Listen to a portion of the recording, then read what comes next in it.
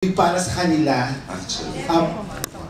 pantay-pantay ba ang pag-ibig na binigay mo para ma-establish ang role nila na pantay-pantay, hindi na mapapanood namin?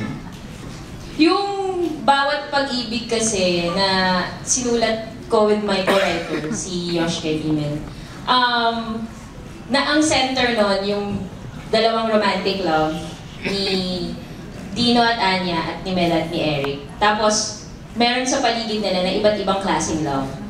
Pero kung pantay-pantay ang binigay kong pag-ibig sa bawat love story, syempre pantay-pantay kasi hindi gustong masabi dito ng pelikula na to na hindi porke romantic love ay mas mataas siyang klase ng pag-ibig. Lahat ng pag-ibig, pantay-pantay dapat.